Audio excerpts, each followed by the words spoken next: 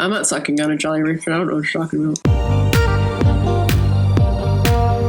Hey, thanks for joining the Escape With Me book club. Escape with me, Lizzie Sawyer. And me, Sam Reiner. Into our most recent read. Come with us as we invade reality and go into detail about a new book. We're going to be covering it from beginning to end, so remember, there will be spoilers. Today we're going to Sinful, Louisiana. Originally published in 2012, Louisiana Longshot is the first book in the Misfortune series. CIA assassin Fortune Redding finds that her cover is blown and that she has to hide in a small town in Louisiana pretending to be a former beauty queen. Soon enough, Fortune finds herself wrapped up in the small town's politics and protecting a woman who murdered her husband years ago. As the days pass, the twists and turns of the case soon prove to Fortune that even with all her training, she may truly be in over her head. My background is, you pick the book. My background is the same as the background for the Graveyard book. This is a book that my mom suggested for me. That's going to trend a lot in these episodes, is books that I pick are books that I've read because my mom was like, here, read this book. And my family loves these books. Me, my mom, and my dad, we read these books religiously every time a new one comes out, which this author is still writing, and so these are still coming out. I think the most recent one came out, and it's, I think, a summer-themed book. I forget what the gag is in the newest one, because I haven't read it yet. That's on my list of things to read. But we're all very into these books. We're very dedicated in the characters. There's a book later on where one character does something to another main character. My dad was like, nope,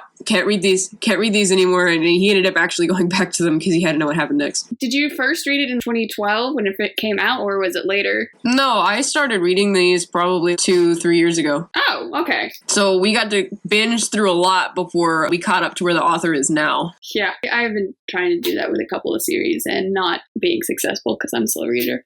But I know what I thought the cover was because it's a new book to me, so that makes it really easy. I didn't know of its existence more than a couple of months ago. But do you remember what you thought it would be about? Or did your mom do the thing with the Graveyard book and tell you what it's about? She did the thing that she did with the Graveyard book and she told me what it was about. That also trends. That tracks. My mom likes to tell me what I'm about to get into. Because I'm more inclined to read something she suggests to me if she gives me sort of an idea of what the book is about. That's fair. I mean, it's good marketing for it. It is. I kind of thought it would be Louisiana swamp woman who goes on wacky adventures. And I wasn't completely wrong. I mean, you weren't right either. But I was not expecting what I got either. It's definitely different. Yeah. But I will say, I knew this was independently published really fast. Oh, yeah? The formatting of the book, I've never seen a book formatted where the name of the author is what's at the top of each page. I've seen the author's name and the chapter.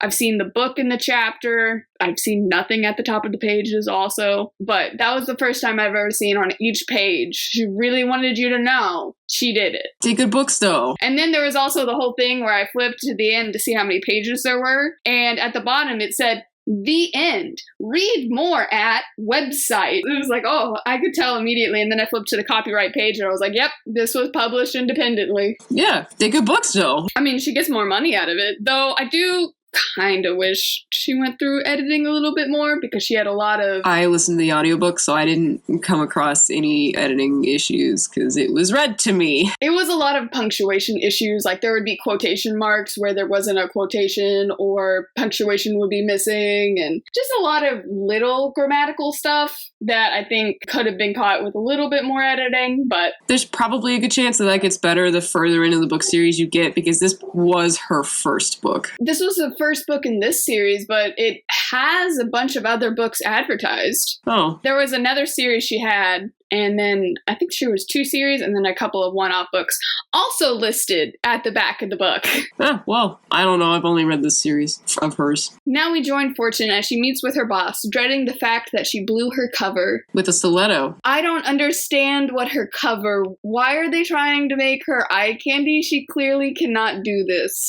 I mean, she can. She just... At no point in this book has she ever proven that she could do it. Well, she doesn't need to at any point in this book. Yes, she does. She's supposed to be a beauty queen. She doesn't even try. I see why you keep blowing your cover. They keep sending you to be a girl toy, and you don't want to do that. They allude to her having done it before. Yeah, but you can talk all you want. You need proof. A reader needs to see it, you know? Although if I had read it in 2012, given where I was, I would have been really, really into it. being like, yeah, you talk about how you do XYZ, but I don't know, as an adult, you realize, you're telling me a lot more than you're showing me here. Also, in her defense, it wasn't prom queen, it was bimbo, which is a different set of intelligence skills. Look pretty and act dumb, versus prom queen, where you have to look pretty, know about makeup, know about hair, and be intelligent. Beauty queen.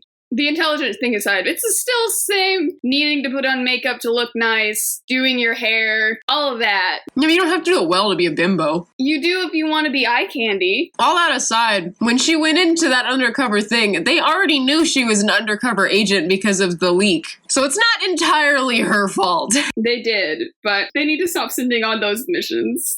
I mean, it's because she totally just killed the guy when she wasn't supposed to, which proved she was who she was, but oh well. I don't understand the setup for her, really, but maybe we'll get back to her. Let's talk about Ida and Gertie, because they're hands down the best part of this book. I love them so much. Ida's the head of this secret society, basically, and Gertie's like her number two. I mean, they're awesome women, but some of the stuff they do, they're the actual humor in this book. There's a lot of emphasis on how funny this book is, and it's Ida and Gertie. Like how they'll get in a boat, and Gertie falls back, and then ends up accidentally shooting off her rifle when she's falling into the boat. Yeah. Oh my goodness. I love her so much. The whole glasses gag with Gertie is pretty good as well. Oh my goodness. Yes. And the car for Ida. Yeah, and Ida Bell has a very southern name where it is Ida Bell. That's her first name. There's just so many things. And then how Gertie goes about things. She's both the cutest old lady and the most suspicious old lady at the same time. She is the most suspicious old lady. She continues to be the most suspicious old lady further into the series. I both trust you with my life and don't trust you whatsoever. I love her so much. Yes, no, I would more readily trust Ida Bell with my life. Oh my goodness. I love them so much. And I've shot this to you. I think they would have been great main characters. I don't know, I like having a 20-something, almost 30-something-year-old person that can look at it and be like, oh god, as the main character. Because personally, I like Fortune. I will probably like her in other books. This is the first attempt, of course. I think I've just outgrown her archetype. Like I said, when I was younger, she would have been absolutely the queen, and I would have loved her so much. Well, she's not good at undercover work, but she's definitely a decent assassin. Yeah, that was the only... I felt like the entire time it was just, oh man, if I was up to normal snuff, I would have been able to do XYZ, but I'm not, so I'm failing at this the entire book until we got to the end, and then it's suddenly super graphic. That came out of nowhere. And she does acrobatic throughout the entire book. I can only think of when she drops into Gertie's attic. She flips over Carter's fence twice. Does she flip over it? I thought she just jumped over it. It's still one of those high security fences, though. It's still relatively impressive. That one's fair. She manages to save herself several times with the boating shenanigans using different random acrobatic abilities. If it was D&D, she would have had to roll an acrobat check, and she has high dexterity. On the boat, all I can remember is her falling into the boat, and then the one time she fell out of the boat and had to swim. Well, she didn't fall into the boat. She almost fell into the boat and managed to save herself using her acrobatic abilities. And then there was Allie's boat, where she definitely fell into the boat because she was asleep. Yeah, that doesn't count. She's asleep. I don't know. Like I said, I feel like a lot of her personality is tell instead of show until the end, until that climax, where it's like, holy crap, okay, that just happened. I don't know. I felt like there were little hints at her abilities through the entire book, personally. I think I was too focused on the fact where it's like, your only thing is you just need to be a beauty queen. And you're like, nope, I'm just going to be as suspicious as possible the entire book. Also, I'm going to flash the officer a lot. Accidentally? Yeah, but when it happens 3 times, I don't care if it's accidentally. Author, you've used the bit. It's not shocking when the 3rd time comes around and she's in a trash bag. As soon as she was in the trash bag, I was like, he's going to show up and say, hey, why are you naked? And then he showed up and said, hey, why are you naked? Yeah, that gets old. She doesn't use that in the next book. And then Allie's like, I don't know. He's not interested into any of the other girls. So he seems to be really interested in you. And it's like, well, he's seen her naked 3 times. If the second time one of these girls met him, they flashed him, he might be interested. Deputy Carter is a creep. This entire book. You know, he's actually not a creep. In this book, he is. Why was he in her bushes? Just coming around. They never actually said why he was in her bushes. And then the dude walks up and he's just like comes out of her bushes and is like, hey, you're not supposed to be here. Just because I've read enough of the books, I'm willing to give him the benefit of the doubt and say that he was in her bushes to see if anybody heard about the bones and went to her yard to see if they could grab any other bones before they came to the surface to help avoid the identification of the body. Then why was he in the front yard? But without having read the rest of the books, I would also agree that that is a bit creepy. But I have read them. I know, but we're talking about this one. This is the first one, the first example. This is how she wanted to introduce the world to this character. I know. That's just why I'm telling you. He's not creepy in the rest of the books, I swear. Oh my word. I know. It's her first book with these characters. But yeah, he clearly got a bit, and he got bitten by that bit, but I am hoping she figures out what she wants to do with him, because it feels like during the book, she's not really sure how she wants to use him. Yeah. She wants to use him as an antagonist, but she wants to make it obvious he's a love interest, but she wants it to be enemies to lovers, and it's a lot you're writing on these very first moments. There are 11 books in the series now. It gets better.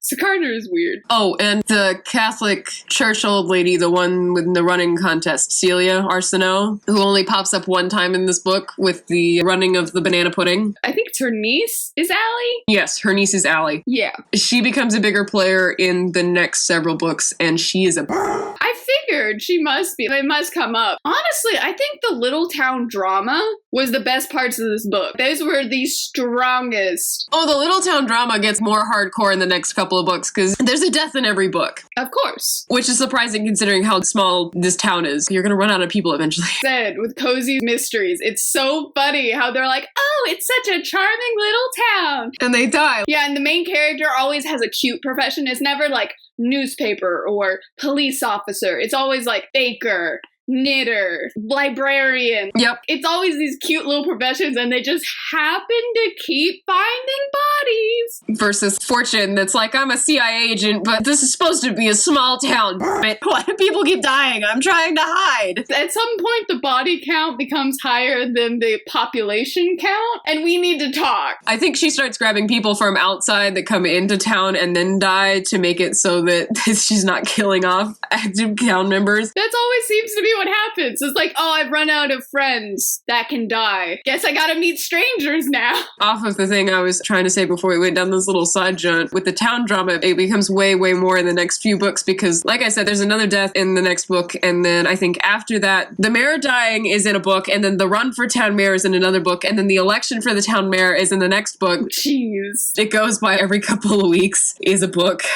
Which I noticed, I think it's 4 days. Barely a week that goes by in this book. Yeah, and the next book is like the next 4 days. See, I would be suspicious about this town, because it's one thing with those others where it's like, oh, that was in 4th of July. Now it's Thanksgiving and we found a body. But this one's like, nope, coming this summer.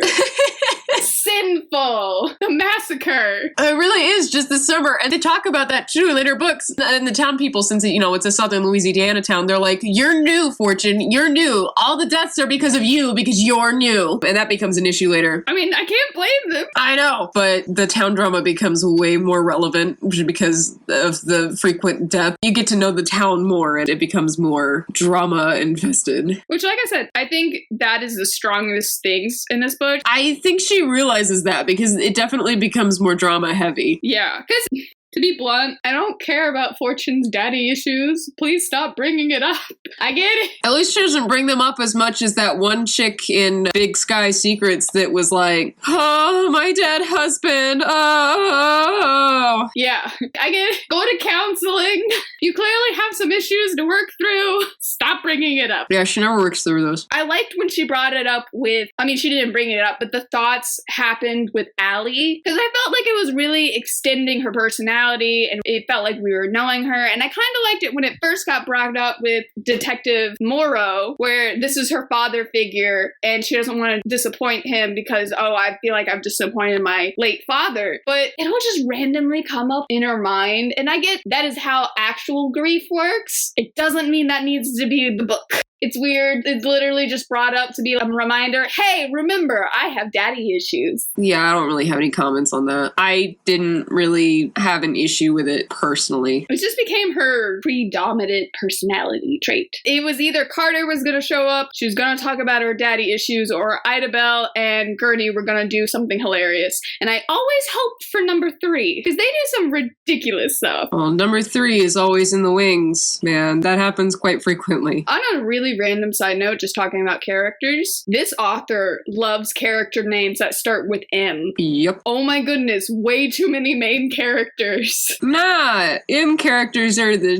man. Because you had Morrow, and then she was pretending to be Sandy Sue Morrow, and then you had Aunt Marge, Father Michael, Marie, Melvin, Myrtle, and so many main characters with an M. I feel like her randomizer broke down, or she was stuck in the M section of her baby book. I actually got confused on characters at one point, because I mixed up Marge and Marie for a little bit, and I kept calling them the wrong names, and I had to go back in my notes. Oh, oops. I've read through this enough times, I haven't had any issues with that. All the really important people for this murder, all the suspects have an M name. Yep. It's kind of weird, but it kind of worked out, and a little part of me hoped this would be a trend, and it would be like, oh, I know you're a suspect because you have the F in your name. Ha ha ha. Yeah, that doesn't continue on. I know it's not, but that would be cute. Let's talk about the murder. I don't know how I feel about the mystery. Yeah? I liked some of the twists. I liked how the entire book they're searching for Marie, not Marge. No, Marie. They're looking for Marie this entire book, and they're convinced that she killed her husband, so it's, oh, we gotta save her and stuff. And then you meet Marie and you find out, oh, she didn't actually do that. And they're like, oh my goodness, is it Marge? And they find those letters, which, by the way, with the letters, I thought that was cute. I immediately knew they were toward a woman. I don't know why, but the way the author specifically had Fortune be like, oh, clearly this was to her boyfriend or something. She specifically said boyfriend, and at that moment I was like, it's a girl. She has feelings for a woman. Yeah, and she does. And she does. And so when it came back around, and I do like the twist with that, because at first you read that letter and she's like, oh my goodness, it's Harvey. And at that point I was like, oh crap, I was off. It wasn't a woman, it was Harvey. Holy crap. That got me for a minute. But I did like how Marie was like, that's not actually a comma there. And then I was like, haha, I was right. I saw this. And I felt smart again. But I did like that. That was a good, even though I did kind of see it coming, I did like she threw in that extra twist. So even if you maybe thought it, you might be twisted off and think it was Harvey, because that would be interesting implications. Yeah, I liked that Marge really loved Marie. I thought that was very sweet. It was. It made a lot of sense, because even if she was really in love with this dude, when she came back, she could have gotten married. But it would make sense if it was, no, I'm in love with a woman and that's not acceptable, so I always stay single. Like, yeah, that would make more sense than I was in love with Harvey and then just never got married. Also, Marie got married while Marge was still off at war. So, I mean, even if Marie had been a guy and the marriage happened before she came back, it was all very heartbreaking. Yeah, it was a good story. It was really heartfelt. Like I said, small town drama is this book's strong points. That was good drama. Oh my goodness. You see these people, you think one thing, oh, they're so innocent, you don't think anything of it. And then you find out, hey, there's a lot there below the surface. Just because it's a small town doesn't mean it doesn't have its fair share of drama. It's got a lot of drama, and the drama builds. Oh goodness, does that drama build, especially in the next book. That makes sense. I've lived in small towns, and yes, they have a ridiculous per capita amount of drama. And it gets more. You gotta keep it interesting somehow. I mean, really. You do. And she definitely picks up on that, because what does the drama build? But yeah, as a first book with these characters, I feel like it's a good test run for the people she's working with. Because it's one thing to write a mystery and to have really good characters. When you have a series, you have to have characters that have good connections with each other. And I think with how Ida Bell and Gertie get along with Fortune is really good. Yeah. What they have in common at the end, when she finds out, hey, these were all spies, basically, in the Vietnam War. It was like, that was really interesting. Counterintelligence, if I want to be more technical, but as Gertie says, spies sounds cooler. Spy does sound cooler. So that's really interesting. And then I do like Fortune's relationship with Allie. I think Allie's cool. I think she's going to be a good friend to have that's her age. Oh, they become such good friends. Yeah. I really liked Allie. She was chill. That was another nice thing. And like I said, she was the only person that was, I guess, age-appropriate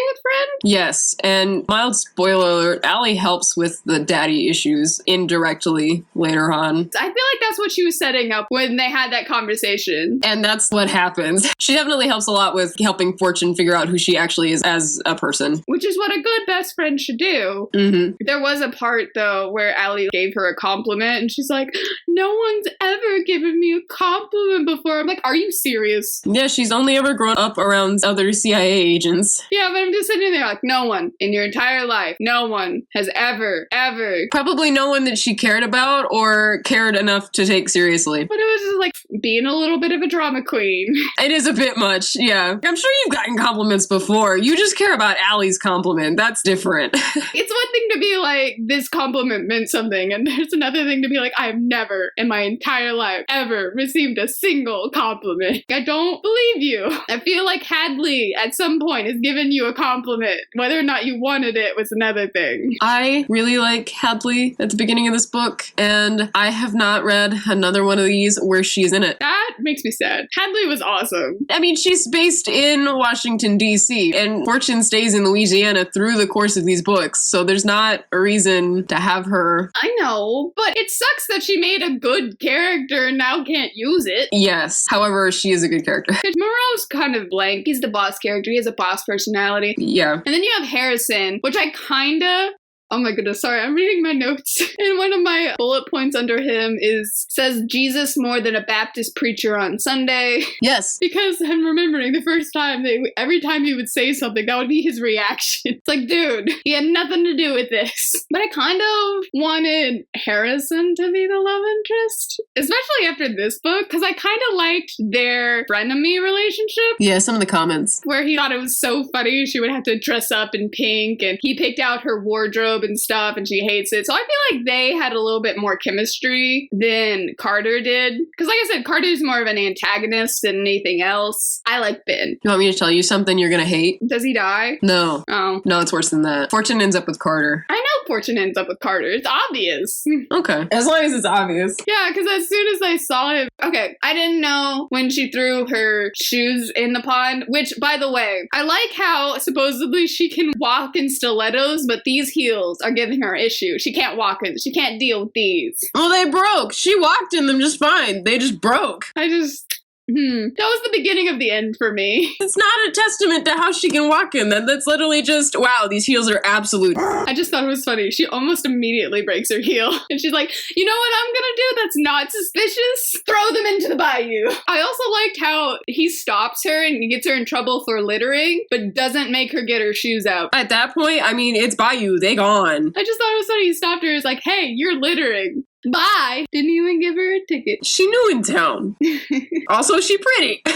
Oh my goodness. I didn't understand. Okay, so I'm looking through my notes again. So Gertie's there. She gets there. Yeah. And then Sunday morning comes. And she's banging on the door and is like, you gotta get up and go to church. Yeah.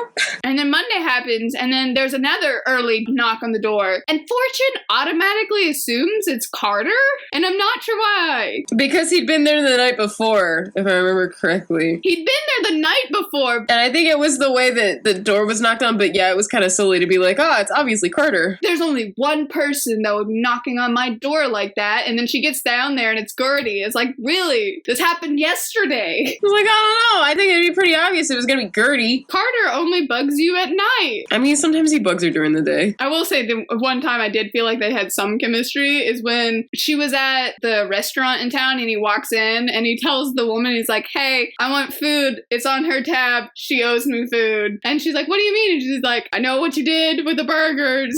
That was kind of cute. Yep. But that was the only cute moment. The rest of them, I was like, oh my gosh, Carter. Oh, they've got a really cute moment in the next book book.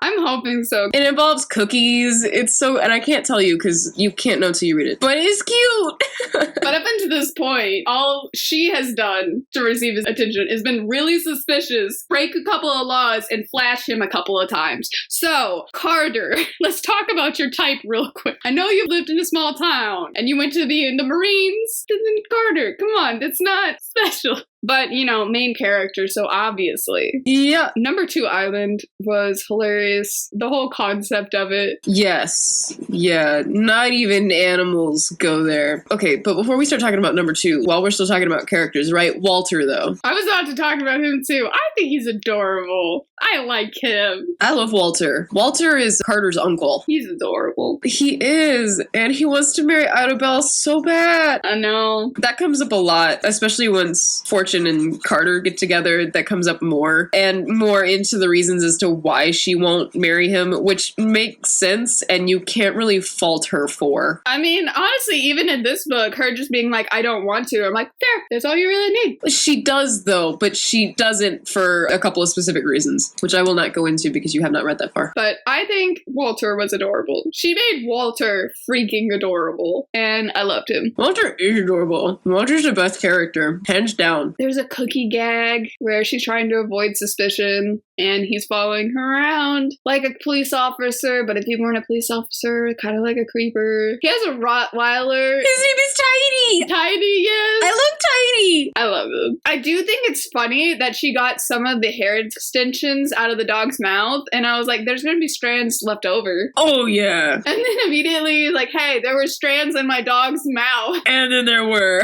I knew it. You don't just grab hair extensions, it's not one thing. Sure it is. Gertie causing a flood in her car. She just has the car window open and she's supposedly spraying her lawn, but actually it's just like going into her car. Yeah, car gags continue from this point forward. Oh my goodness. Gertie's amazing. Dude, there's a better car gag in the next book, and I want to tell you about it so bad, and I can't. I mean, yeah, but Gertie sending that one dude pictures of his wife skinny dipping with his cousin, that was also hilarious. Yep, the cough syrup. Yes, which I knew immediately. It's like, oh, she took a swig of cough syrup. I'm like, that's not cough syrup. That's alcohol right there. Oh, it's moonshine? Oh, all right. And then later on, they're like, oh, it's a dry county. And I was like, oh, this makes sense. Yep. This all makes sense now. Yep. Going back to the whole, hey, Tiny had some of your hair in his mouth. He decides then to start actually flirting with her. And all I could think was, it'd be really smart of her to play along and flirt with him to get on his good side. What? No. That would actually be a really smart idea right now. But she doesn't. The second of the 3 scenes where she's naked, I don't care if he was tapping on the glass. What person doesn't even throw clothes on? She's like, no, I'm angry that you're tapping on the glass. I'm going to have a towel around me. That's how we met Velvet. I don't know. I think it's supposed to show that Fortune has a temper. Oh, like we haven't noticed. Well, yeah. It's part of her character. She has a temper. That was something her character would do. Just because you would not throw on clothes doesn't mean that her brain went to the same place. And then she got mad when Officer Carter was like, hey, you're indecent. Why are you out here in a towel? And he's like, that's none of your business. That's because Carter had the same thought that you did. And he was like, why didn't you put on clothes before coming to answer the door? What is wrong with you? There are so many questions on that. The jury is out at this moment on Fortune. Oh my goodness. Apparently, I'm not even gonna get started on the whole, oh, I worked in the Middle East. I can tell you're an author who's lived in Louisiana their entire life. Yeah. Because it's very different if she's working in Israel versus Iraq. Yeah, the whole arms dealer thing is very vague for a good portion of the book series. Yeah. Honestly, she could have been anywhere. But at the end, they were like, hey, you worked in the Middle East, didn't you? You're tan. Guys! Yeah, but obviously the Middle East. I died a little bit on that one. Like, guys, you can get tan other places. Yeah. If you worked in the sun, no matter where you were, you would get tan. 2012, that's clearly the most pressing. Oh my goodness. Gonna keep going. For some reason, the Middle Eastern arms dealer hired Brazilian assassins. Like, we're just not gonna get into this. No, just accept it and move on. A little bit. So about the time when Fortune shoots a hole through her ceiling, I did write a note. It's like, she's talked a lot about how good she is at stuff, but she hasn't really done anything bad at it yet. And I mean, she does. By the end of this book, she absolutely does. But up until this point, finding out Marge was a Vietnam vet was really cool, though. Yes. And I did kind of like that Fortune was like, I can't leave these uniforms ruffled. Yes. But I did feel like that showed a sense of honor. Yes, it does. I did like that. I was like, okay, it makes sense. That's where she finds the love letters. And then later, that's where she finds Marie, who has been hiding up there. Which turned out being a great hiding spot because it took them forever to find her. Oh, for real? And I love how they joke about that. They're like, the CIA agent couldn't find you in the attic. And Fortune's like, there was a raccoon and it's loud and I wear silencing headphones to bed. Shut up. I feel like that would be great ammo for Harrison. They would have been so cute. That's all I'm saying. Anyway, knowing what I know at the end, I'm not 100% sure why Marie hides. Because she knows that everybody will think that she killed her husband. So she decides to do the most suspicious thing possible and hide. Yes. In Marge's attic. Yes. I don't know. I'm not Marie. The only thing I can think is that maybe it was fight or flight. She got scared and then fight or flight kicked in and so she flew. She ran away and then after running away realized, oh, well, I've run away. I can't just go back now because I've run away and that's already really suspicious. For real, though. That's my thought on that. I could see that. It's just you hit the point where you're like, oh, well, I've messed up and now I can't go back. Dang it. I done goofed. One thing that never comes up in this book is she's supposed to be Sandy Sue. Like, she's supposed to actually act like Sandy Sue. Yeah. And makes zero attempts. There's even a thing where it's like, hey, she's really into knitting, so you should learn how to knit. And halfway through the book, she's like, oh, everyone knows I can't knit. I'm like, you are terrible at this cover. Yeah. Try, please. And at the end, they're like, we know you're not Sandy Sue. And she's like, oh, how? You don't knit. You don't wear makeup. You don't do your hair. You don't do anything. No.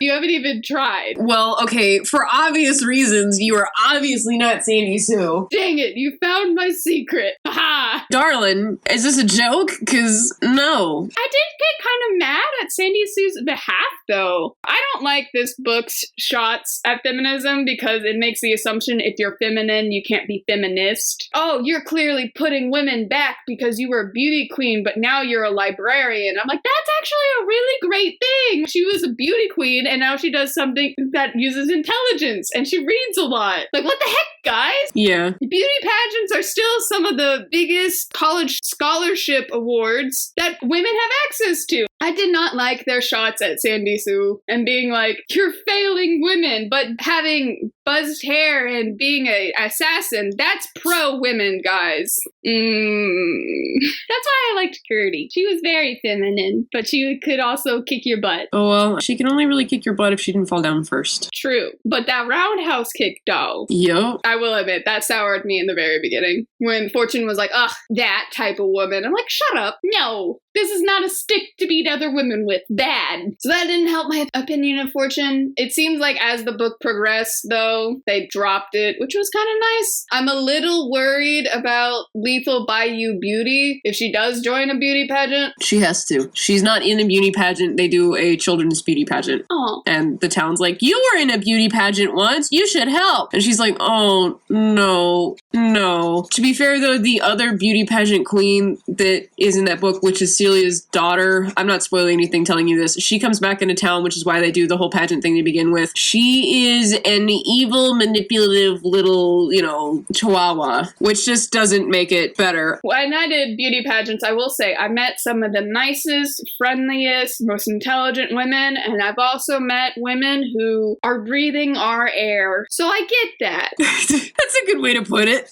The breathing our air. Well, Celia's daughter is definitely breathing our air. Well, her air. But I would like a little bit of not painting with a broad stroke brush, I guess. We don't need to say just because you're in a beauty pageant, you're vapid and stupid. You can be vapid and stupid and be in beauty pageants. It's okay. I don't know if they necessarily, I can't remember. They probably speak out against beauty pageants, but I think it's more of a children's beauty pageant speak out against thing. Which I think is relatively fair, because a big thing with beauty pageants that you don't see on stage is you have to go through these interviews and you have to be intelligent and charming and speak with people and be I don't like children's beauty pageants because you're just putting your child on display. That's different. Yeah, it's not that. Yeah. It's not that at all. Because how you get from X amount of contestants to the top 10 is all based on interviews. You have to talk to people, you have to be well-spoken and intelligent, have good goals in your life, be a good role model, etc. And then you get to the whole being able to walk in a dress and talents and what have you. Children's beauty pageants really are just, oh, I'm dressed up and I have a talent, maybe. Yes. Yeah, that's it. Yeah. And so it definitely is one thing to be more of a talent show with a dress-up portion, like some child beauty pageants, usually the lower budget ones, and it's another thing to be toddlers and tiaras. Yeah, so it definitely talks out against that specifically because it's not a beauty pageant, it's just a children's beauty pageant for the moms to show off their little darlings. Yeah. And I think there are a couple of lines from the not very nice beauty queen about the good points of actual beauty pageants, but I honestly can't remember because it's been a while since I've read the second book. Well, I have real life experience, so we can confirm or deny. Yeah. Ha ha ha ha ha. But like I said, I'm not against a beauty queen being stupid and vapid because they exist. I'm against all beauty queens being stupid and vapid because no, that's unrealistic. You mean you're not stupid and vapid? I know. I actually never won any, so. Yeah, but you should have because you hot. Aw, thank you. You hot stuff. No, my closest attempt,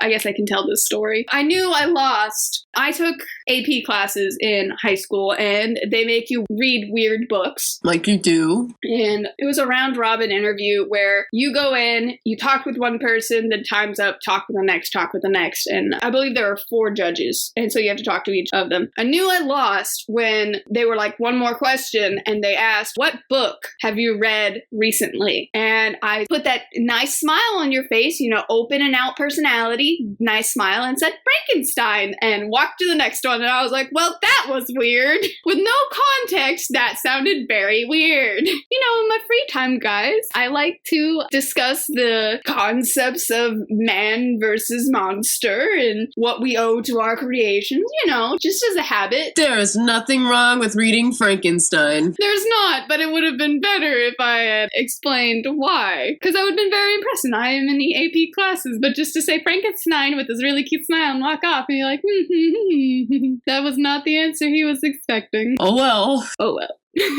But like I said, I've done a couple and they were good times. I also couldn't dance choreography worth the crap, so it's okay. I don't like how they went back on Marge as the killer. I think it makes sense at the end, because at first it made no sense. I was like, what the heck are they talking about? But then they were like, oh, Marie was asleep, Melvin killed him, Marge walked in, thought Marie did it, Marie came down and smelled bleach, thought Marge did it. That makes sense. Yeah. But I was kind of liking the really heavy vibe of my friend did this for me and now she's passed away and she's left this note that basically is her, I did it. And I was like, wow, that's a lot to think about. That's really heavy. That's a bittersweet ending. That really stands out. And then Melvin did it and it was a happy ever after and they tied it in a nice little bow. And I was like, They do that a lot. I'm a little disappointed. That's a theme in these books where they're like, oh yeah, it's going to be the worst possible outcome for sure. And then at the last minute, it's like, oh, whoops, like, it's not. Just kidding. We just wanted you to have some emotions. It's not a bad thing. It's not a bad thing, but I was a little disappointed because for so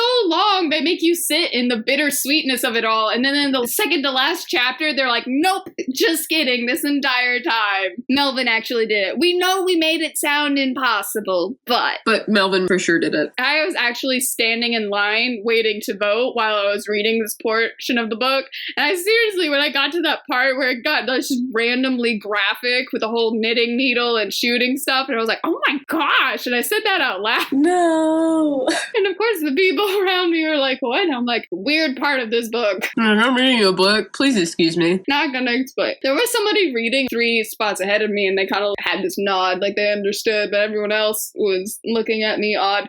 But yeah, it just randomly out of nowhere got very graphic because this whole time it's been hilarity. Like, oh, haha, they shot the gun through the roof. Oh, haha, Gertie shot whatever. Idabel was really good at shooting that crocodile. It was relatively clean for how much gun violence there was. Yep. But then at the end, they were like, nope, graphic detail. Here you go. And I thought about it. I guess I should have known it coming because they did technically have nudity in this, but I don't know. Up until that point, I still considered it a cozy mystery. I'm realizing it's not because I'm dumb. But up until that point, I put it in that category of kind of clean mystery. Reasons why I thought that you might like this book. It pretends to be a clean, cozy mystery. I do like a lot of parts of it. I did like the cover up at the end where she literally walked outside. She got washed off in the rain. She took off her jacket, which was bloody, which we're going to assume that nothing else on her, like her jeans or nothing else, just that jacket got bloody. Just roll with it, man. Rolling with it. And then her pretending to break in the back door with a butter knife. That was kind of funny. And then they totally had that story ready. It was great. Yep. And Carter bought it immediately. It was great. So they did a burning Marge's confession and love letter. Marie goes to bed. Ida and Gertie are immediately like, so, who are you? And then she learns about them, and it's kind of cool. And I actually really like their background. Yeah, they have a really good background. Something that I didn't mention earlier. It takes half of the book for her to give the main character a name. No, she's said to be fortune reading at the beginning of the book. I don't have it with me. But I took a note of that because she told us Redding. But I had to read the back of the book to be like, what is her name? To write it down. And she finally tells him at some point, he's like, oh, Sandy Sue. She's like, actually, I go by Fortune. I'm like, thank you. That was one of the disadvantages, I think, of writing from first person, because most third person books always start with first name, last name, blah, blah, blah, blah, blah, blah, blah, blah. I also think we're in her head a lot, which is another downside of first person. I don't know if that was the best choice for this book. Not that the author doesn't do it well, but I wonder if she did it in third person, if that would have been better. I also kind of wondered why she thought cataloging was boring after she found all that cool stuff that Marge has. Go through her stuff. She clearly has awesome things. I don't know why you're not excited about this. Because she still has to catalog it. Going through things and cataloging are two different things. Still, I would be excited for the excuse. Because she has weapons, she has these really cool books, she has military uniforms. Who knows what she has in that attic? I'm excited. Like, she should. That sounds like a fun time. It's kind of frustrating, though, because the entire book, she swings between, yes, let's totally do this, I'm excited about this, to, I should really stay out of this. No, Fortune, do the thing or don't do the thing. No wobbling. We don't got time for wobbling. She's got a lot on the line, though, but she wants to help. But her life is at stake. Oh, yeah, like she does so much to protect her cover. Yeah, but there's a lot on the line. I just realized when they went to New Orleans, they didn't fix her hair. They just went to see the lawyer and then immediately drove back. They fix her hair in the next book. Oh, wow, I'm impressed with the continuity. Oh, no, the continuity is great. That's nice. They mentioned going on a summer vacation to Florida in book 3 or 4, and then actually do a summer vacation trip in either book 5 or 7. I can't remember which. That's impressive. I will respect the continuity then. But overall, I was kinda hoping this would be more of the Golden Girls meets CIA that it was born to be. But no, it's not. No, sorry. It's still a lot of fun. It's good. I'm excited for the future. Hopefully some of the characters, Fortune, get better. I like Fortune. I've seen too many of her. You're allowed to not like her, that's fine. But I read mystery a lot, and this is a very popular archetype, especially from older women. They really like to write women in their 30s. I guess publishers are like, oh, this is our audience, so we need to have somebody that age. But I'm just saying, Golden Girls means CIA would be for it. I enjoyed this book. I think it's got a lot of fun shenanigans in this one particular book. There's a lot of fun, little funny moments, as well as a lot of suspenseful moments in the book, as well as a good amount of mystery and twists and turns. And the characters are all a lot of fun. I'm excited to get more into the town drama, because like I said, she does that really well.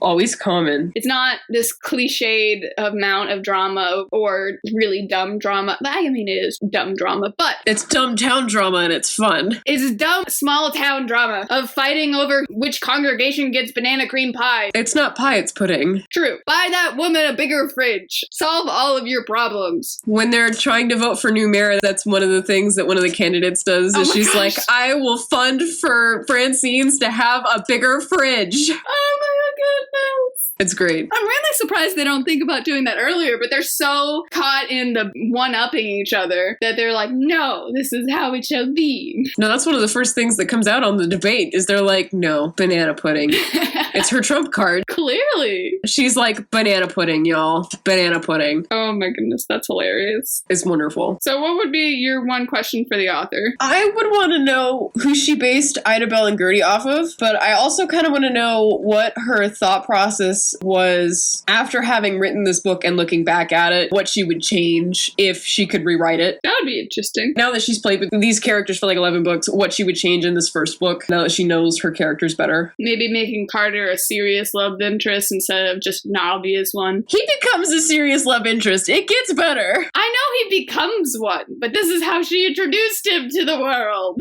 This is just a pilot episode. And I stand by it. Harrison would have been cute. Okay, I am a sucker for love triangles. I'm not a sucker for them long term because I'm reading a specific one that they just drag them out too long. For the archetype, I'm just not okay with them dragging it out needlessly. I hate that archetype so much. If you know when to start and end it, it can be done really well. And the only reason I hate it is because I pick the one that I like, and then I get mad when the main character doesn't pick the one that I like. That is the one thing. If you make it too lopsided, it is agonizing. That is my problem with this other book series. They keep continuously making one of the candidates perfect for you, has your sense of humor, has a good job, cares about you, respects your opinion. Oh, and that other dude's hot.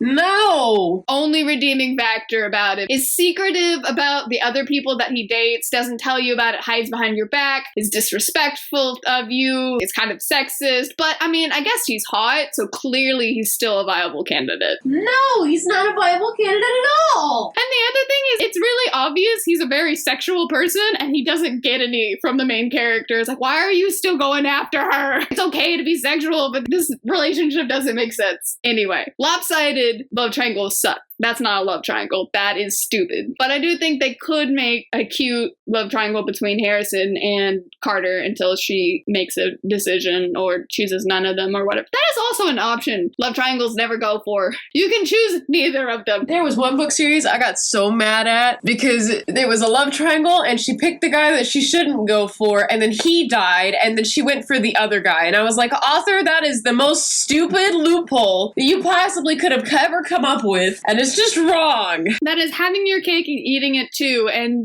no one wants that. Okay, that's a cop-out. It was rude and uncalled for, man. Especially because she did it like the one guy figured out his problem so he could actually date the girl, but the other guy had already proposed to her right before the first guy figured out his issues, and I was like, no! No! Oh, I can one-up you. This book series. They both propose to her at the end of the book. At the beginning of the next book, she decides it's just best if she keeps seeing both of them. No! Yes, love triangles can be done very wrong, but if it was done well, I could see a really cute one between Harrison and Carter and Fortune. But that's probably not going to happen, and I have accepted that. It's really obvious the author wants Carter to be the love interest. Fine. When they pop up way more times than is warranted, you know they want you to care about them. I guess my question, what the heck? Why is Hadley not in any other books? I loved her. Because there's not a reason for her to be in any of the other books. Have your fun cousin come down because Morrow's worried about you. I don't know. Doesn't work like that. Apparently. Especially not when they don't know where the mole is in the CIA. It's gonna come back around. Hadley was the mole. She got pissed off because she didn't get any of those nice outfits. No, it's not Hadley. I know, but that would have been funny. That would have been quite the villain speech at the end. It was me the whole time! I've got tired of being looked over for you. What do you have? You keep failing your missions. You're not good at your covers and you still get fancy clothes. It's like, those are all fair points. Oh my goodness. I am actually sad. I really liked her from the very beginning. Allie's a good character. She has such a strong personality, and there are so many characters. Like, Allie doesn't really have a strong personality, but I can appreciate what her role is in the story. But it's a shame such a strong character never comes up again. So what would you rate this? I give it 9 out of 10. We're doing numbers now? I don't have a wonky thing. I'm a badoohickey for this one. Because I'm tired and sick, and I don't have the creative willpower to come come up with one at this instant in time. It's a 9 out of 10. Fair enough. Shooting an alligator out of 10. There you go. That'd be pretty cool. Right in the back of the head, that one spot that's really hard to hit. First try. I still don't understand how you do that from the front, but that's okay. I'm not gonna try. She's just that impressive. It happened. That's all that matters. Maybe she was standing off to the side a little bit when it happened. I don't know. It doesn't need to make sense. She did it. It was cool. Yeah. Honestly, I kind of give it a falling into the bayou out of 10. It's not the worst thing, but it wasn't the best thing ever. I think it was a good way to establish a series, and I hope the next ones are better. But if I had probably read this by myself, I probably wouldn't have kept reading. It's not for me. That's fair. At least Fortune isn't for me. There are books that you make me read that aren't for me, so I vibe with that. But I will say, I do adore Ida and Gertie. And I have plenty of book series that my husband likes to point out that I hate the main characters. That isn't a concern for me actually reading books. And I didn't hate Fortune. So we're already in the plus zone right now. And I am excited to see how the town drama plays out because it sounds ridiculous and wonderful and murder, which is always exciting. Oh, it's ridiculous. Especially when it's Louisiana murder and it's that own special kind of crazy. Thank you so much for listening to our episode. You can keep up to date with us by checking us out on Twitter or Instagram. And you can help support our podcast by checking us out on Patreon, where for just $1 a month, you can get access to our bonus episodes, where we look at the movie adaptations to some of your favorite books. This month, we're continuing our Harry Potter series with Harry Potter and the Prisoner of Azkaban, with a special appearance from our good friend Caitlin Faith, psychology professional to the stars. Next time, we'll be going through The Murder She Knit by Peggy Earnhardt. Thank you again so much for hanging out with us today. I'm Sam Reiner. And I'm Lizzie Sawyer. And we hope to see you and a friend here next time.